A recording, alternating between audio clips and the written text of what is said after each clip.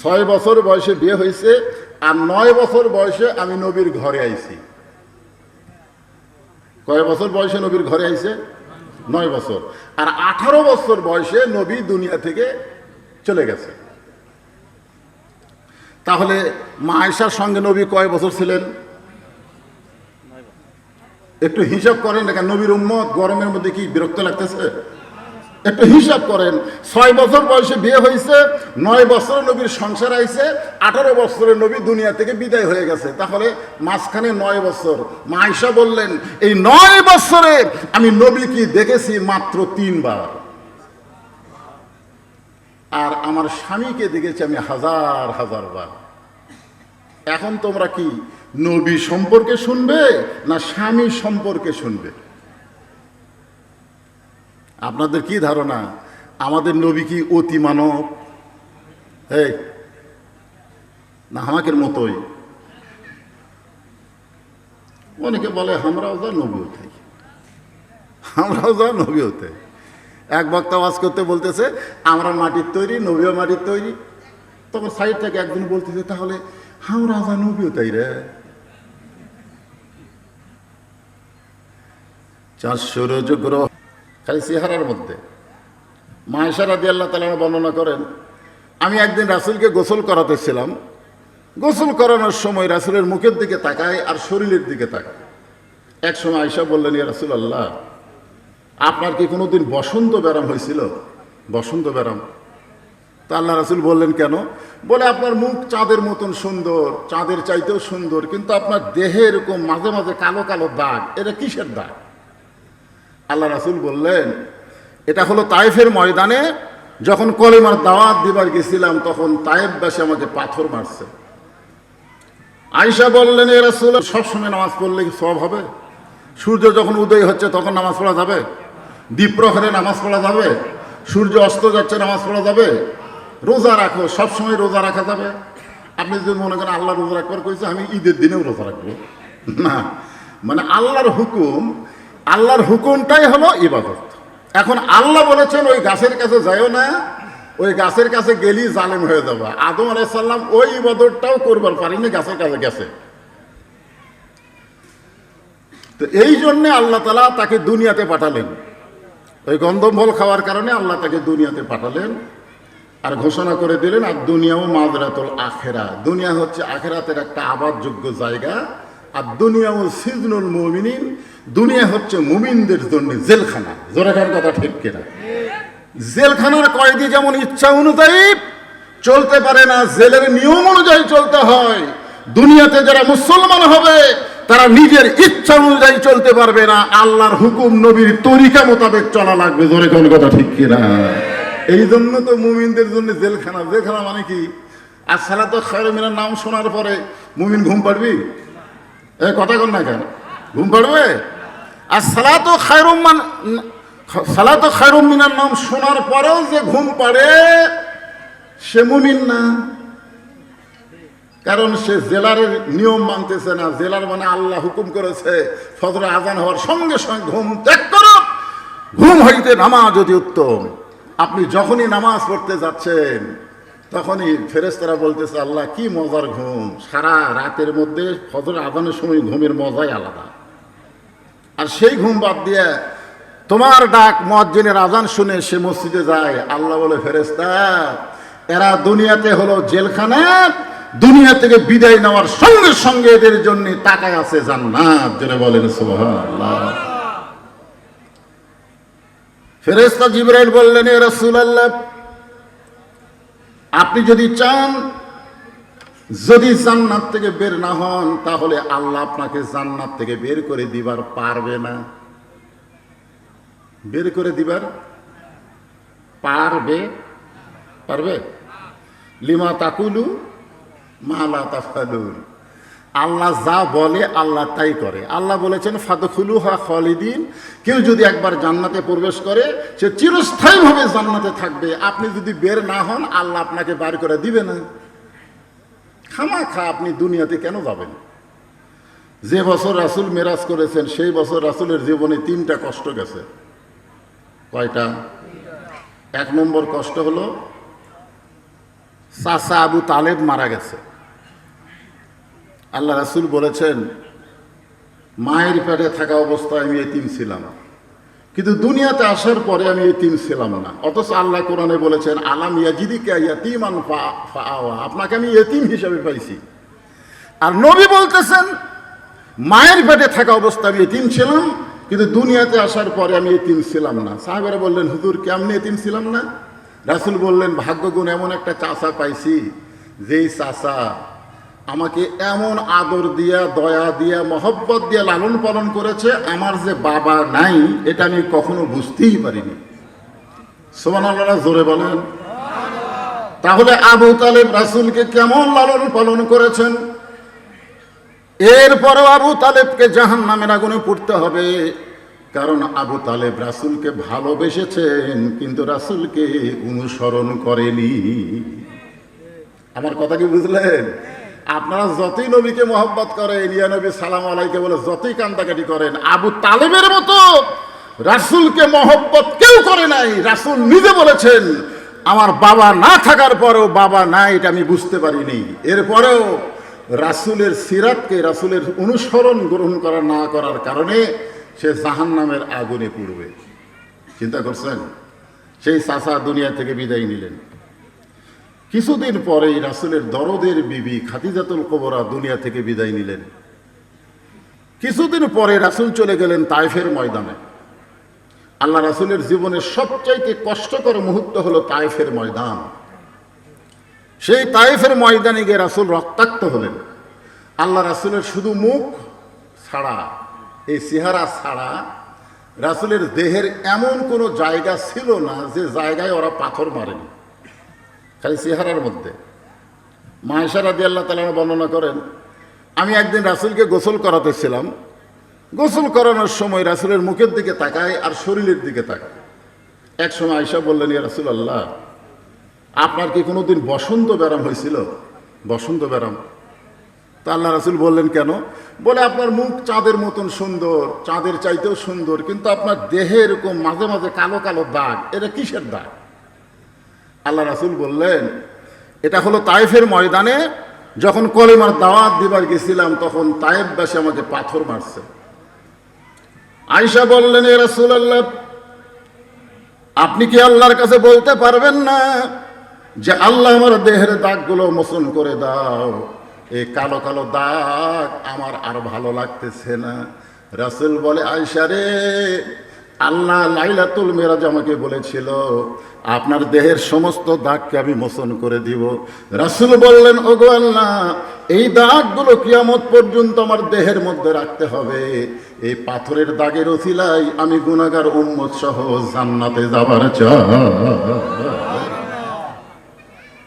সঙ্গে সঙ্গে আয়েশা দোয়া করলেন, আল্লাহ, বিশ্ব নবী কলেমার দাওয়াত দিতে গিয়ে যদি পাথরের আঘাত খায়, যারা নবীর উম্মত হবে তারা কোনোদিন বাতিলের সঙ্গে আপোষ করবে না, দরকার হলে নবীর মতো তারাও আঘাত প্রাপ্ত হবে। আজকে নবিয়ানা কাম করে কত বছর? 40 বছর। পাঞ্জাবি খুলতো, পাঞ্জাবি খুলে দেখে তেল তেলা, তো তেল তেলা গাও দাগ নাই। নবিয়ানা কাম করো, নবী পিটন খায়। একমাত্র সুলাইমান আর আদম নবী ছাড়া সমস্ত নবী বাতিলের দ্বারা আঘাত প্রাপ্ত হয়েছে। প্রত্যেকটা নবীকে বাতিলের আঘাত করছে। আজকে যারা বলে আমরা নবীর কাম করি, কিন্তু বাতিল তাদের কিছুই বলে না, বুঝবেন এটা নবীর কাম না, এটা তলে তলে শয়তানের সঙ্গে আঘাত করার কাম। ধরে কামটা ঠিক কিনা বুঝতে হবে। জিবরাইল বললেন, ইয়া রাসূলুল্লাহ, কত কষ্ট আপনার দুনিয়ায়। চাচা মারা গেল, দরদের বিবি খাদিজা মারা গেল, তায়েফের ময়দানে রক্তাক্ত হলেন, আপনি জান্নাতের মধ্যে ঢুকছেন লাইলাতুল মেরাজে, আর বের হন না, আর ওই খামাকা দুনিয়াতে আপনি যান না। সঙ্গে সঙ্গে নবী এত রাগ করলেন, চিৎকার দিয়ে বললেন, জিবরাইল, যেই কথা একবার বলেছো এই কথা তুমি আর দ্বিতীয়বার বলতে পারবা না। সুবহানাল্লাহ বলেন।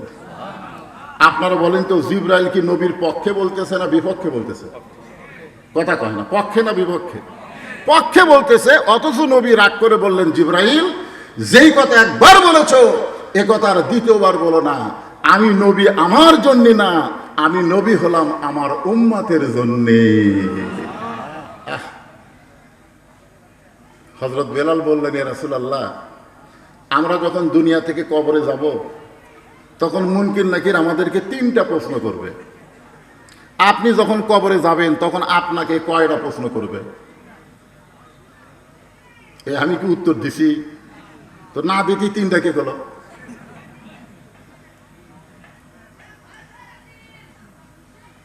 একজন সাহাবী হযরত বেলাল, তিনি নবীকে প্রশ্ন করতেছে, ইয়া রাসূলুল্লাহ, আমরা যখন কবরে যাব, মুসলমান যখন কবরে যাবে, মুসলমানদেরকে কয়টা প্রশ্ন করা হবে? 3টা প্রশ্ন করা হবে। কিন্তু আপনি যখন কবরে যাবেন তখন আপনাকে কয়টা করা হবে? আল্লাহ রাসূল বললেন, হযরত বেলাল, তোমার কি মনে হয়? তো বেলাল বলতে, যে হুজুর, আমার মনে হয় আপনাকে 2টা প্রশ্ন করবে। তো আল্লাহ রাসূল বললেন, কি কি 2টা করবে? বলে, মান রব্বুকা অমা দীনুকা, এই 2টা প্রশ্ন আপনাকে করবে, কিন্তু অমান নাবিউকা এই প্রশ্ন আপনাকে করবে না, কারণ আপনি নিজেই নবী, খালি নবী, সাইদুল আম্বিয়া, সাইদুল মুরসালিন। তখন আল্লাহ রাসূল কানলেন, খুব কানলেন। তো সাহাবীরা বললেন, হুজুর, আপনি কেন কানতেছেন? নবী বললেন, দেখো, তোমাদের ভাগ্য কত ভালো, তোমাদের নবী আছে, আর আমার ভাগ্য কত খারাপ, আমার কোনো নবী নাই। তোমাদের ভাগ্য এত ভালো, তোমাদের উকিল আছে, ব্যারিস্টার আছে, আল্লাহ হাকিমের কাছে তোমাদের ওকালতি করে, তোমাদের সুপারিশ করে জান্নাতে নিয়ে যাবে। আর আমার ভাগ্য এত খারাপ, আমার কোনো নবী না।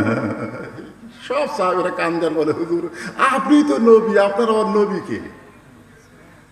রাসূল একটা মারাত্মক কথা বললেন সিরাতে রাসূলের দিনে, সিরাত সম্মেলনের দিনে। শোনেন, আল্লাহ রাসূল বললেন, যারা মৃত্যুবরণ করবে তারা কবরে গেলে তাদেরকে মুনকির নাকির 3টা প্রশ্ন করবে, আর যে মৃত্যুবরণ করবে না তাকে কোনো প্রশ্ন করা হবে না। এ কথার দ্বারা রাসূল বুঝালেন, আমাদের নবী মরা নবী না, আমাদের নবী হলেন হায়াতুন নবী। জোরে বলেন কথা ঠিক কিনা? খালি সিরাত শুনলে হবে না, নবী সম্পর্কে একটু জানা লাগবে। না জানলে মানবেন কেমনে? আল্লাহ রাসূল দুনিয়া থেকে বিদায় নেওয়ার পরে নবী দুনিয়া থেকে মরার কথা জান জীবনে কেউ বলেন না। নবী মরে গেছেন এ কথা যেন কোনোদিনও বলেন না, বলবেন ইন্তেকাল করছে, বিদায় নিয়েছে। নবীর শান বুঝতে হবে, মর্যাদা বুঝতে হবে। জোরে ঠিক কিনা? আপনি নবী না বুঝলে আল্লাহ কি বুঝবেন? আল্লাহরে বুঝতে গেলে তো নবী আগে বোঝা লাগবে, নবীটা কে।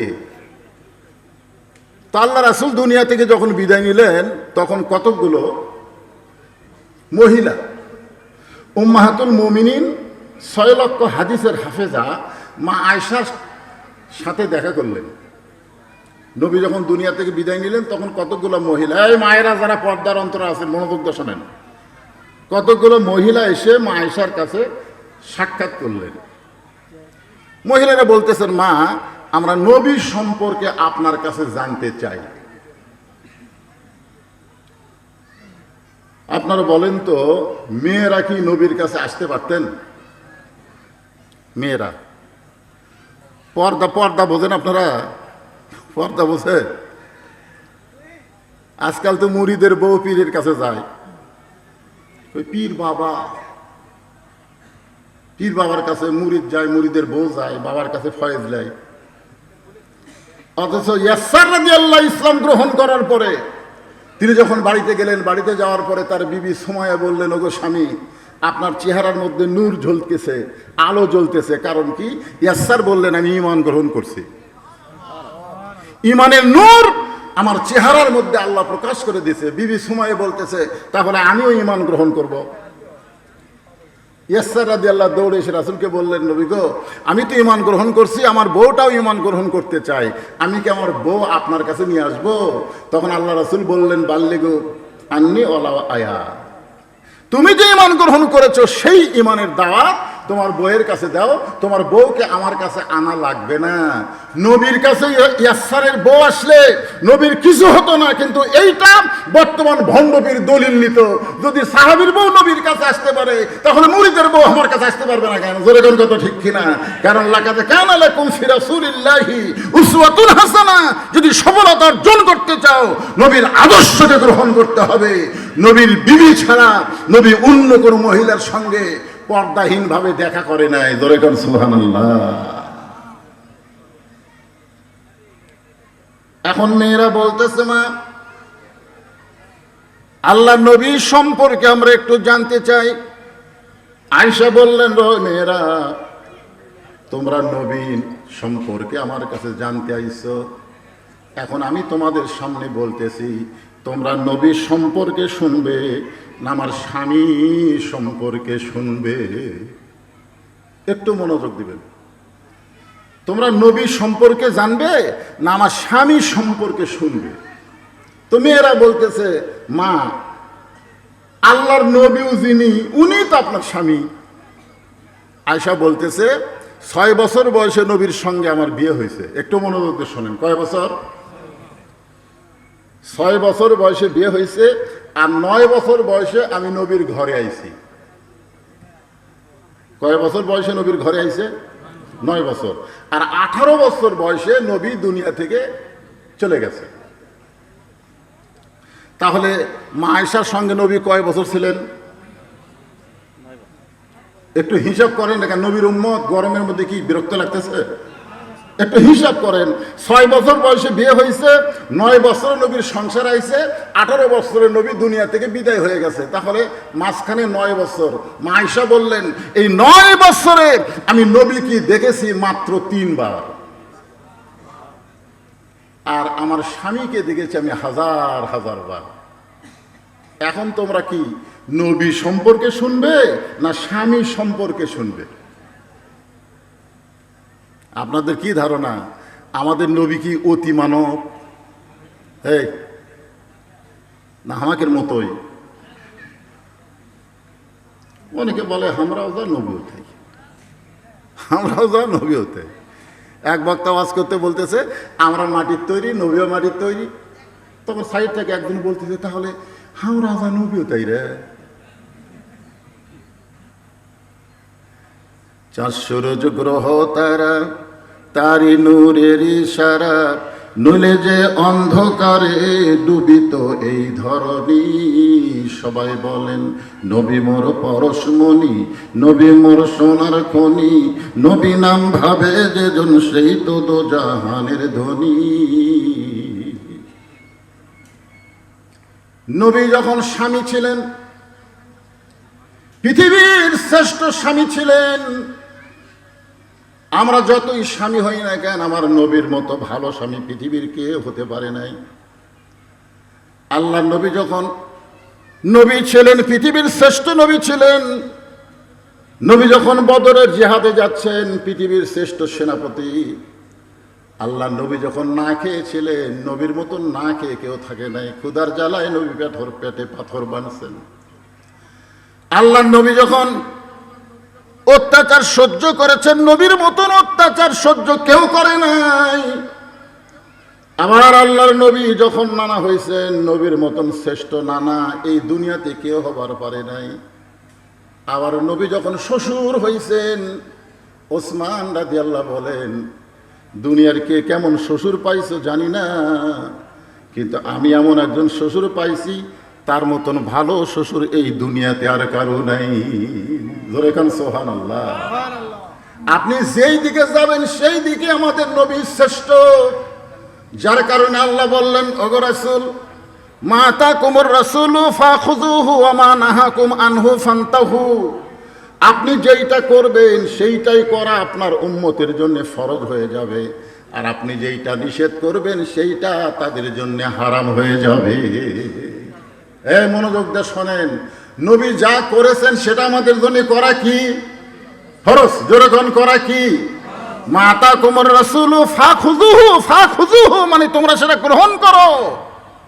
ওয়া মা নাহাকুম আনহু ফান্তাহু, নবী যেটা নিষেধ করেছে সেটা তোমরা বর্জন করো। নবী শুধু কলেমার দাওয়াত দেয় নাই, নবী এক সময় গভীর রাত্রে মক্কা ছেড়ে মদিনায় হিজরতও করেছে। জোরে কোন কথা ঠিক কিনা ভাইজান? হিজরতও করেছে। আহারে, মদিনায় হিজরত করার পরে সর্বপ্রথম নবী, যারা ওমরা করেছেন, হজ করেছেন, তারা জানেন, প্রথম একটা মসজিদ নবী নির্মাণ করলেন। প্রথম যে মসজিদকে বলা হয় মসজিদে কোবা। নাম কি? মসজিদে কোবা।